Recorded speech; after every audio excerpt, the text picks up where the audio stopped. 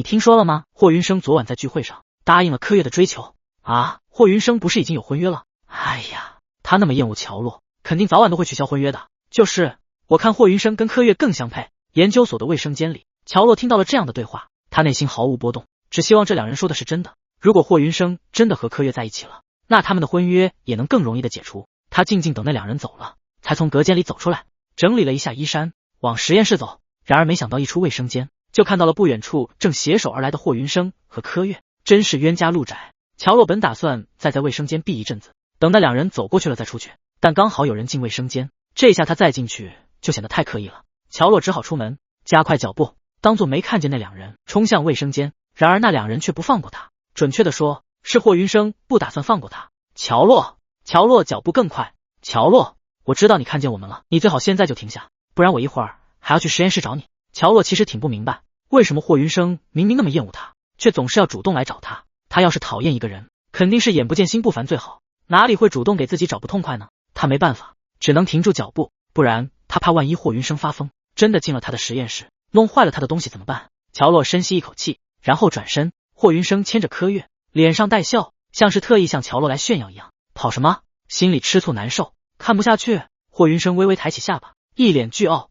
我说过，我根本不会喜欢上你这样的 Omega， 我们早晚要解除婚约的。乔洛有些疑惑，难道这不是陛下指婚当天他们就应该达成的共识吗？为什么要一而再再而三的提醒？大概是霍云生怕他缠上。想到这里，乔洛十分认真的说，我知道的，你放心，我绝对不会缠着你，我也不会妨碍你和别的 Omega 在一起，这是你的自由。如果没什么事的话，我可以走了吗？霍云生的笑意僵在脸上，他试图从乔洛的脸上看到任何一丝在意，但很可惜，没有。这不是霍云生想看到的结果。为什么乔洛总是和他预料的不一样？果然令人厌恶。霍云生揽住了柯月的肩膀，你最好能做到，以后柯月是我的人，你要是敢欺负他，别怪我不客气。好的，你放心，我绝对不会的，我很忙，没时间再说了，再见。说完乔洛就走了，剩下霍云生和柯月在原地。此刻霍云生莫名觉得自己刻意带柯月出来简直像个笑话，他握着柯月肩膀的手不由重了些。柯月痛呼出声，霍哥哥，你弄疼我了，对不起，我帮你揉揉。霍云生看似温柔，只有柯月看到了他眼中的敷衍，反而是对着乔洛的时候，霍云生虽然在刻意表达自己的厌恶，但那更像是想要吸引乔洛注意力的表现。他怎么觉得霍云生对乔洛不像是真的厌恶呢？乔洛安稳在研究所待了2天，这2天里，除了霍云生没事就带着柯月在这一层晃，再没有什么其他的变故。霍云生没有主动找麻烦，乔洛也安心做自己的实验。自从上次研制出初级治愈药剂之后，乔洛和何真的进度就卡在这里。乔洛又翻了一遍之前的实验记录，何真也筛查着之前的数据，想要找出有什么环节可以优化。连续忙碌了好几个小时，两人也都有些累。乔洛，要不要出去走走？这样再看下去，效率只会越来越低。乔洛点点头，好，走吧。研究所后是一片园林，小桥流水，假山绿树，美丽的景色令人心旷神怡。走着走着，乔洛看到了路边的一株草，那草平平无奇，但乔洛却认出那是一种草药。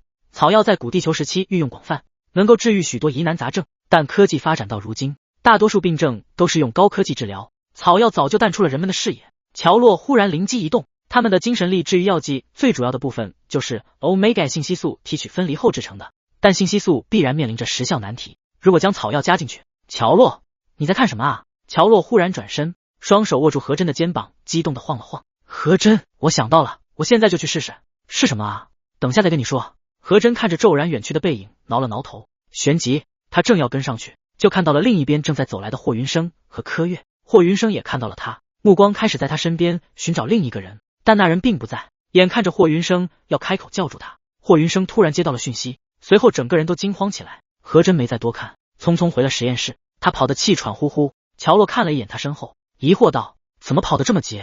有人在身后追你吗？何真摇摇头，等缓过来之后，他连忙说，没有，不过刚才你刚走我就看到了霍云生和柯月，他还准备叫住我呢，不过我看他接了个讯息，然后状态就不对了。状态不对，反正我从来没见过他那样，好像跟天塌了一样。乔洛想到了霍云生向来扬起的下巴和倨傲的神情，摇了摇头，不管霍云生遇到了什么事，都与他无关，他没有随意评论讨论的资格，反正我们离他远点就好，不要招惹上他。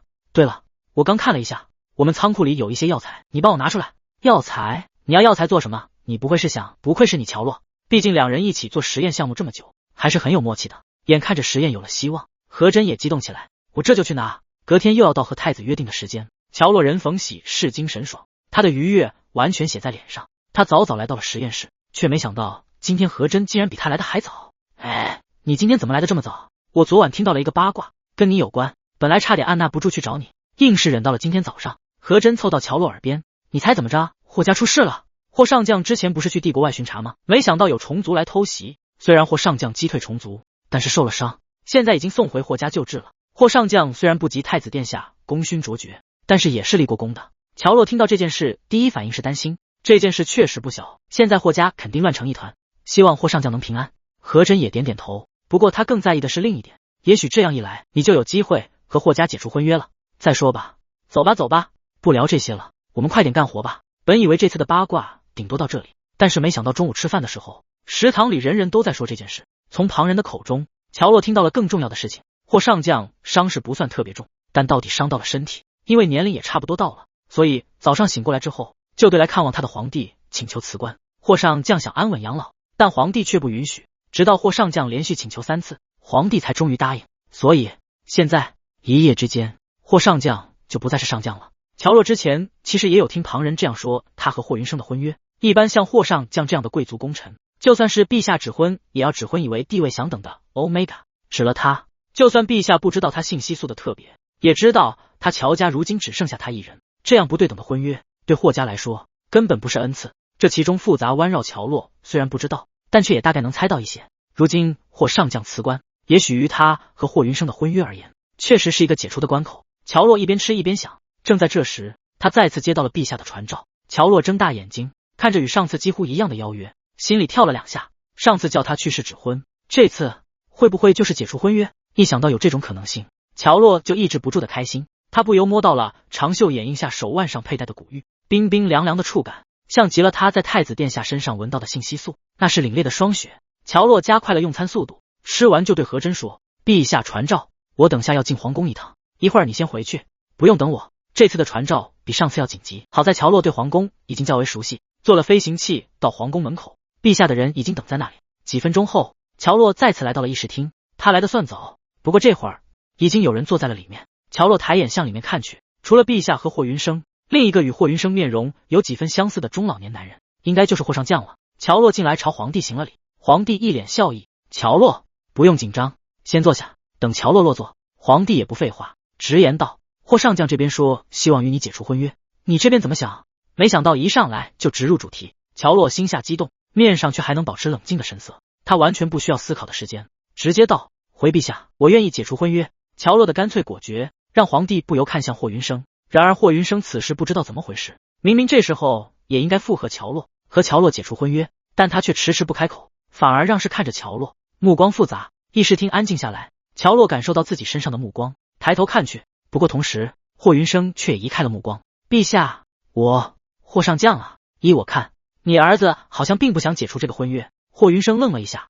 连忙道：“不是的，陛下，我连话都舍不得说出来。”霍上将看向霍云生，在战场上养成的威势扫过，让霍云生不由哆嗦了一下。转而面对皇帝，霍上将的语气温和：“陛下，您是不知道，这孩子之前就跟我说，相处下来发现和乔洛不合适，前几天又喜欢上了一个 Omega， 两人两情相悦。我也就这么一个儿子，知道他做的不对，但却也想顺着他。他现在这样，不过是怕您训斥他，不敢说出口。霍云生，你也别总当个哑巴，总要跟陛下说说你的想法。”霍上将到底在陛下身边多年，轻松就将事情圆了过来。只是皇帝更是老谋深算，不等霍云生开口，他就笑了笑说：“我们都是当父亲的，孩子大了，我们也不知道孩子怎么想，不如将决定权交给他们自己。这样吧，我给你们1个月时间，如果1个月后你们双方仍旧坚持解除婚约，那就如你们的愿。”乔洛微微皱眉：“可是陛下，我觉得并不需要。”谢陛下。霍云生几乎是和乔洛同时开口，但显然陛下更愿意听霍云生的话。好，那就再相处试试吧。霍上将还有事和皇帝商议。乔洛和霍云生先出了议事厅，乔洛没忍住，走远了之后，他挡住霍云生：“你为什么要这么做？明明你直接说，我们就可以解除婚约了，为什么要犹豫？你不是厌恶我说什么都不会履行婚约的吗？”只差一步，乔洛就可以放心的做自己喜欢的事情，但却被霍云生毁了。他怎么可能不气呢？霍云生也是第一次见乔洛生气的样子，平常乔洛总是冷着一张脸躲着他，躲着所有人，恨不得自己是个透明人一样。现在乔洛皱着眉，眼中是怒火，只是那怒火却让他整个人都鲜活了起来。看到这样的乔洛，霍云生反而愉悦起来。我想怎么样就怎么样，你不过是一个人人嫌恶的 Omega， 有什么资格挑剔？我履行婚约是给你的恩赐，我解除婚约也是你的损失。霍云生走近乔洛，乔洛警惕的立刻后退一步。霍云生正要抬手压住乔洛的肩膀，忽然一个人撞开了他。哎呀，不好意思，没想到会有人在这里堵路。声音很熟悉，乔洛看清那人，心里一喜，是薛燕。同时薛燕也朝他眨了眨眼睛。乔洛趁机离开，霍云生还要去追，被薛燕拦住了去路。霍公子，你刚刚踩到我的鞋了，不说对不起吗？就算如今太子不受重用，但到底是太子。霍云生咬牙道歉，只能眼睁睁看着乔洛离开。乔洛直接绕了一圈，去了太子殿下的居所，在院子里站了一会儿，看了一会儿花海，吹了会儿风，整个人都舒畅许多。现在他再生气也没有用了，因为事已至此，他最希望的就是1个月后霍云生能够安安稳稳的答应解除婚约。这霍云生也不知道怎么想的，他倒是无所谓，但是霍云生有想过柯月吗？他这样做又置柯月于何地？柯月那样自尊心很强的 Omega 知道了之后，恐怕还要来找他的麻烦吧。乔洛只觉得头疼，怎么站在这里？乔洛一回头就看到了袁彻，微风吹拂下，袁彻的银发随风而动，给他添了几分风流肆意。乔洛突然发现，袁彻其实和自己以为的并不一样。以前他以为袁彻是身形高大健硕，面目冷肃，眼中满是杀意的那种冷酷战神，但是遇见袁彻之后，袁彻在他面前的形象，除了第一次的意外，就一直是温柔的，好像只是一个平常的贵族公子，那样平易近人。乔洛才敢接近。刚才的事我听薛燕说了。乔洛不自觉的微微撅起唇瓣，声音也有点委屈。本来都要解除婚约了，结果现在只能这样了。没关系，放心吧，霍上将那边是我安排的，就算这次不成功，回去了他也会教训霍云生。1个月后婚约一定会解除，如果再有意外，也有我在。袁彻语速不快，音调平稳，让乔洛格外有安全感。他就知道这是这么突然，肯定是殿下做的。他点点头，看向袁彻的目光有些崇拜。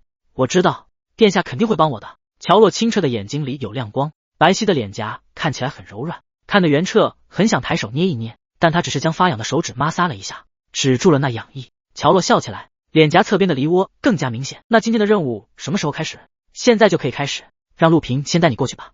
袁彻站在原地看着陆平带乔洛离开，然后从另一边绕过去。那里薛燕已经回来，就等在那里。在进房间之前，薛燕问殿下，今天还要戴手铐吗？戴上，以防万一。薛燕有些感慨，感情要有意外才能继续发展下去，总是以防万一，会发展的太迟缓。但是毕竟不是他谈恋爱，他可不敢擅作主张。进了房间，薛燕给袁彻戴好手铐，袁彻的目光移向屏风的那一边。随着特制的门窗和通风系统关闭，淡淡的特别的药味逐渐溢满了整个房间。泡在这样的信息素里，就像是在泡药浴。虽然算起来，这才算是乔洛对他用信息素治疗的第3次，但其实已经有了明显的效果。从前袁彻的精神力紊乱几乎2-3天就要犯一次，而这一次距离遇到乔洛那天已经过去了快1周。然而正想着他的精神力紊乱已经很久没有发作了，袁彻就感受到脑海里面开始隐隐作痛，这是紊乱发作的前兆。但空气中乔洛信息素的浓度越来越浓，袁彻并没有声张，药就在这里，也许就像第一次一样，他可以控制住自己。然而袁彻高估了自己，经过乔洛信息素的治愈，他是已经能忍耐精神力紊乱，但对另一方面忍耐力却是直线下降。此刻袁彻身体紧绷，身体内仿佛有一团火在燃烧，那股火让他想越过那一面屏风，将那里毫无防备的 Omega 扑倒，然后压制住他，一口咬进他的腺体，这样他就可以得到更多的能让他舒适的信息素，那样他身体内的火就得以熄灭。袁彻已经忍耐的青筋暴起，他的视线几乎开始模糊，他总想着再忍忍，忍到半个小时之后，忍到有人来开门。但向来在战场上挥斥方遒的战神，此刻却逐渐被欲望控制。骤然间，强大的精神力如一座山，在整个房间内挤压，制造出可怕的压迫感。手铐和屏风骤然碎裂，在乔洛还没有反应过来的时候，就已经被一个身影扑倒。他被人揽在怀里，摔倒在地上倒是没有多疼，但这股压迫感令他本能的恐惧。是 Alpha， 还是绝对顶级的 Alpha？ 加上那熟悉的如霜雪般凛冽的信息素。殿下，是你吗？然而此刻几乎失去意识的袁彻已经没法回答，他只是紧紧的将乔洛禁锢在自己的怀里，他的唇贴着乔洛的后颈，似乎在寻找着什么。此刻乔洛根本来不及思考为什么屏风的另一端会是太子殿下，他浑身汗毛都要立起来了。作为一个 Omega， 他怎么会不知道袁彻在找他的腺体？而一旦找到 Alpha， 尖利的牙齿就会刺破他的腺体，对他进行临时标记，那是 Alpha 的本能。即便这样，对他的人是太子殿下，但他们现在不过是交易关系，不能这样！乔洛大喊起来。薛燕、陆平，出事了！好在刚才原车弄出来的动静也确实大，薛燕和陆平已经意识到出了意外，他们立刻进来。薛燕去开通风系统，拿了备用的信息素分解剂，然后喷洒了空气清新剂，而陆平则是来拉开原车。陆平越是拉原车，原车越是不放手，甚至仿佛是有人要抢他的珍宝一样，对着那人进行精神力攻击。陆平只感觉到双腿发软，但到底他精神力也不差，他冲过去，不再拉开原车，而是直接将镇定剂注射入原车的身体里。这下原车终于逐渐没了力气，但他的唇已经停留在乔洛的腺体处，本来要咬下去的动作变成了亲吻。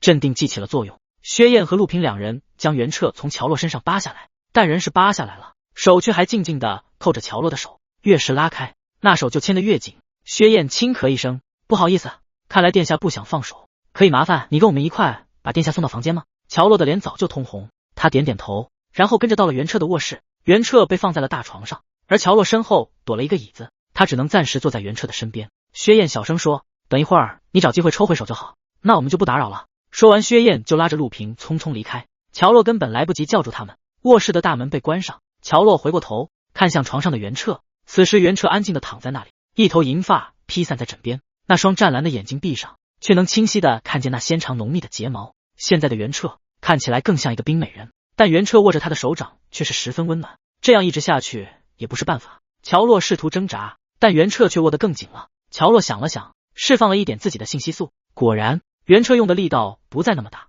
他终于能抽出自己的手，深深看了一眼后，红着脸悄悄走出了卧室。一开门就看到一脸不自然的薛燕，被发现在偷窥。薛燕挠了挠后脑勺，不好意思的笑了笑，我就是怕再出意外。乔洛，他很想说，如果薛燕没这么心虚的话，他可能还会信。乔洛也轻咳一下，想了想，还是问道，没想到屏风的对面是殿下，殿下他刚刚那样，殿下是不是因为这样才一直没有出现？乔洛想到殿下之所以不告诉他，一定是因为这件事事关重大，他立刻神色严肃，语气郑重地说，你们放心，我一定不会说出去的。薛燕笑了笑，既然你已经知道了，也就没必要瞒着你。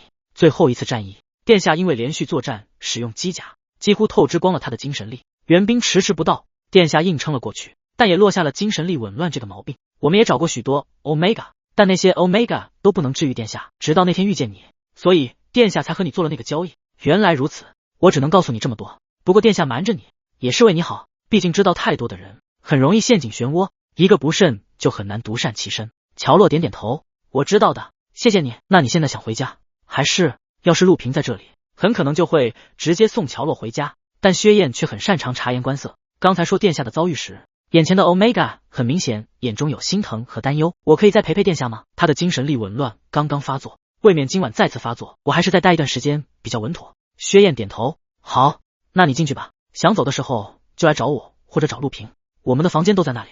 说好之后，乔洛目送薛燕离开，再次进了原彻的卧室。这里并没有什么温馨的摆设，更多的是武器和书籍，一看就知道是一名战士的房间。除此之外，还放了许多安神的香薰之类。乔洛再次坐在了床边的椅子上，他静静地看着安睡的原彻，觉得自己离活着的神话更近了一步。从前原彻对他来说是远在天边，一辈子都难以一见的传奇人物，现在他却能来到原彻的身边，得知自己真的能帮到原彻，他只觉得自己幸运，就像是追逐太阳的萤火，夜晚时也能点亮黑暗，帮助太阳发挥自己的余光。那种感觉让乔洛很庆幸，因为几次意外的亲密接触，乔洛对原彻虽然仍旧敬仰，但却也觉亲切。昏昏沉沉间，他闻到了一股淡淡的冷冽的血的气息，不由自主想要闻到更多。他逐渐俯身，再俯身，后来乔洛就失去了意识。这是原彻睡过的第一个如此安稳的夜晚。以往他会失眠，会做噩梦，会头痛无比，但今晚却什么都没有。当他一睁眼看到趴在自己身边的乔洛时，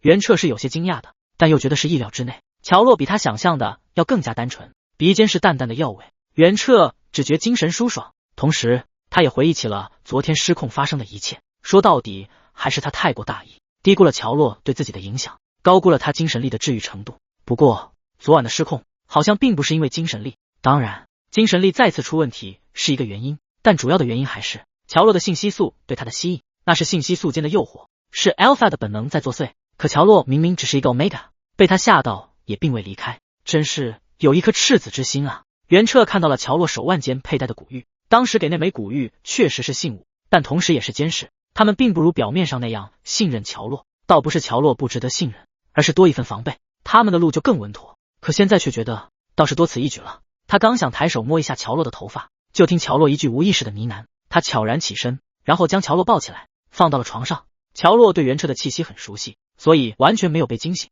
他自然的调整了姿势，窝进了被子里。这次换成了袁彻坐在椅子上看着他。此时已经是第二天早上，只是天还没有完全亮。上次也是这个时候，只不过那时候他看乔洛更多是探究，现在却是想护着。天色渐亮，乔洛的闹钟准时响起，他关了闹钟，伸了懒腰醒来，才骤然意识到自己并不在家，一双还带着朦胧睡意的眨了眨，瞬间清醒。他坐起来要下床，这才看见床边正看着他的袁彻。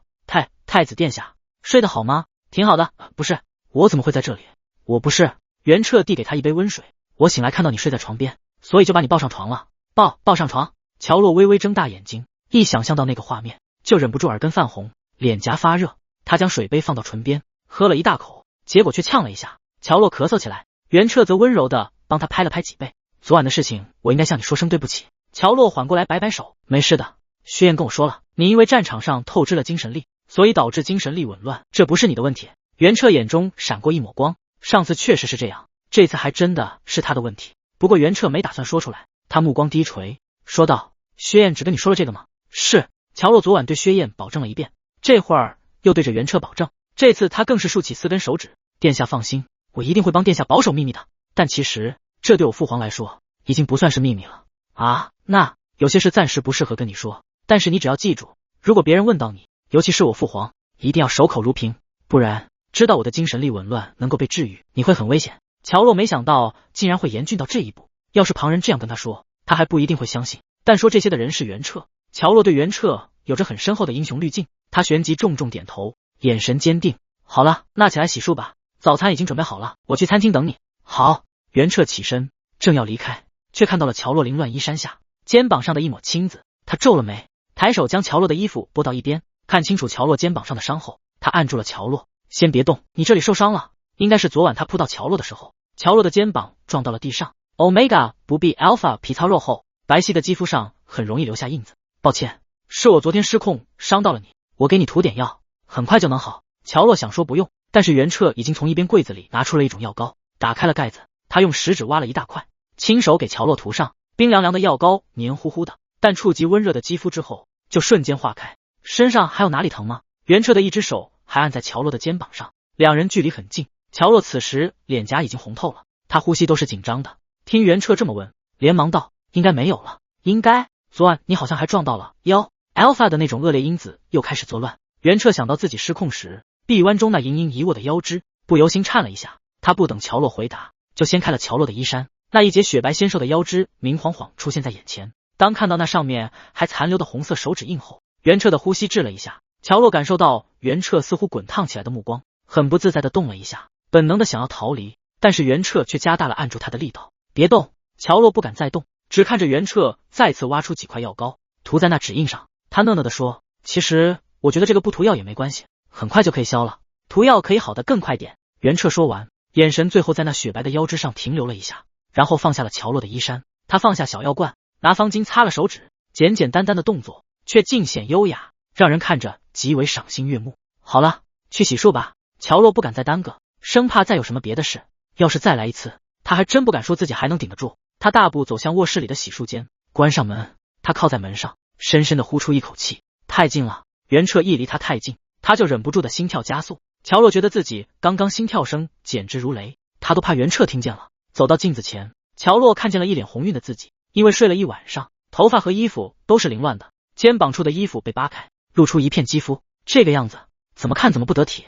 乔洛用凉水洗了一把脸，总算将脸上和心里的热度降下去。他在心里暗示自己，之后可不能再这样管不住自己的心跳。洗漱过后，乔洛来到了餐厅，刚一进去就闻到了食物的香味，轻易就勾起了乔洛的食欲。袁彻果然已经等在那里，而一旁站着薛燕和陆平。陆平面无表情就不用说，薛燕却看着他眼睛发亮，一会儿看他的脖颈，一会儿看他的腰，仿佛昨晚他和袁彻发生了什么一样。薛燕。袁彻虽然背对着薛燕，却出口叫了一下他的名字。薛燕立刻收敛，乔洛终于自在一些。他坐在袁彻旁边，开始吃早饭。现在科技发达，许多人为了节省时间或者省事，都是直接喝营养剂，但袁彻这里却和乔洛有着一样的习惯。除非是特殊情况，他都不会选择营养剂。桌子上有车厘子派，还有牛奶、烘烤的恰到好处的面包以及丰富的配菜。乔洛吃得很开心，袁彻偶尔看过去一眼，竟还觉得这些不够。吃完了饭，乔洛向袁彻告别：“殿下，多谢您的款待，那我就回去了。”“没事，走吧，我送你。”“您送我？”袁彻点头。今天早上不忙，走吧。可是您不是说我们的关系要保密吗？如果您送我，让别人看见怎么办？袁彻突然笑起来。放心吧，不管是之前还是现在，我们都一直有措施，每次去接你，陆平都会抹除痕迹。你先跟我来。袁彻说完，带着乔洛走出了这栋独立的城堡。这周边都是屏蔽和警示网，除此以外，我的精神力可以察觉到任何陌生人，所以只要你不主动说出去，没有人会注意到你和我的关系。乔洛放下心来。下一刻，飞行器出现在他们面前。袁彻看着乔洛坐进去，转身走去了驾驶位。几分钟后，飞行器就出现在乔家。乔家虽然已经是落魄的贵族，但房子还是祖宅，是一个带院子的小庄园。即使只有乔洛，这里也一片生机勃勃，被打理得很好。而这时乔洛才发现，袁彻不知道在什么时候已经变了一张从未见过的脸。乔洛目光新奇，袁彻问：“怎么样？这是面具，想要的话，以后可以给你也做一个。”乔洛点点头。不过虽然眼前是一张平平无奇的脸，连眼瞳的颜色也不一样了，但乔洛却还是觉得袁彻的眼睛很不一样，是那种一眼就看出来是袁彻的感觉。既然到了这里，我可以进去喝杯茶吗？乔洛回过神来，连忙点头：“可以的，当然可以。殿，你请进。”乔洛一边引着袁彻进别墅，一边说着：“自从父母亲不在后，我就一直和管家一起生活。管家去世后，就剩下我一个了。一个人住这么大的地方，实在是有些冷清，所以我一般都住在1楼的房间。”袁彻静静听着，也许养一些小动物会热闹些，我也想过，但是我一心研制药剂，大部分时间都在研究所，一有进展，甚至家都不回了。养了小动物，我怕没有时间照顾陪伴他们。袁彻看到1楼大厅摆放了许多毛茸茸的东西，看起来格外温馨。我那边有电子狗，你想要吗？电子狗乔洛也是知道的，因为不需要喂养，也不需要长久陪伴，不少人都养了。不过乔洛却没有想过，如果以后想要，可以跟我说。此时乔洛觉得袁彻好像离他更近了，不是那个遥远的战神，而是温柔的兄长。于是乔洛也没有客气，他点头：“好。”走过柔软的地毯，袁彻看到了一遍墙壁上挂着的一堆照片，那些照片明显都是乔洛成长过程中记录下的，有些还是视频，点开就可以播放。不难看出，乔洛的父母和之前那个管家对乔洛的爱。刚好看到一段小乔洛玩泥巴的视频，袁彻看着那个可爱的团子，忍不住笑起来。乔洛脸一红，不过看袁彻开心，他就没阻止。随后看到一张小乔洛和妈妈看药剂的照片，袁彻便开口问乔洛：“我瞒了你自己精神力的事情，你生气吗？”乔洛摇头：“不生气，况且薛燕和你也向我解释了，知道了原因，我就更不会生气了。”看着温软的乔洛，袁彻勾起唇角：“在我这里可以这样对待其他人，还是要有脾气的，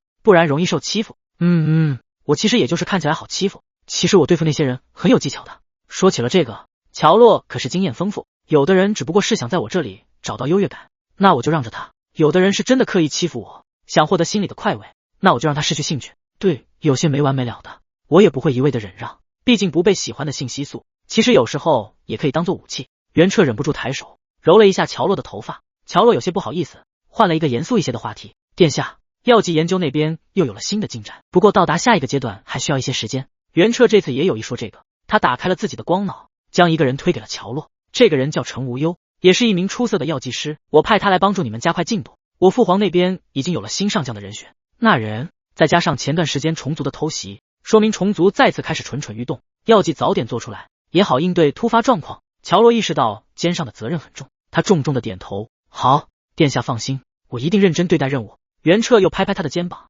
也不要太辛苦，劳逸结合，效率才能更高。”乔洛看向袁彻的目光灼灼，也许是气氛太融洽，他直接说出了心里话：“殿下对我真的太好了，就像哥哥一样。”说完，乔洛愣了一下，但说出去的话就像泼出去的水，收不回来了。他无措的看着袁彻，怕袁彻生气或是冷脸，但袁彻还是笑得温暖：“因为你本来就很好。”虽然表面上这么说，但袁彻心里却对那声哥哥耿耿于怀。做哥哥是不错，但只是哥哥吗？乔洛让袁彻坐下，给袁彻沏了一壶茶，茶香四溢中，两人又聊了不少。不过袁彻毕竟身份不一般，闲暇的时间也只有这片刻，没聊多久，他就起身离开。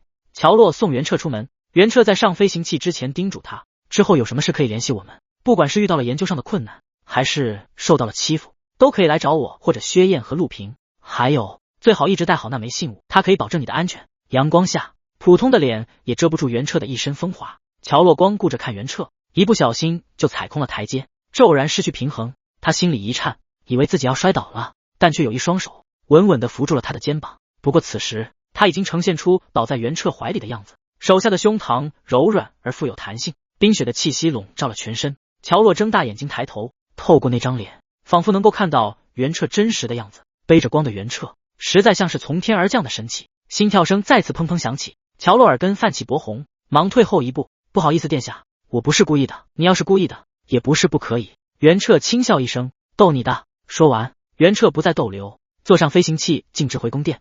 而乔洛在原地站了片刻后，忽然想到了什么。之前总想着殿下对他这么好，他也得回报殿下什么东西，却一直想不好送什么。现在倒是有了方向，他的信息素能够治愈殿下的精神力紊乱，那他可以提取一些自己的信息素，做成礼物送给殿下，这样就算他不在的时候，殿下需要也可以及时得到舒缓。就做个香囊吧。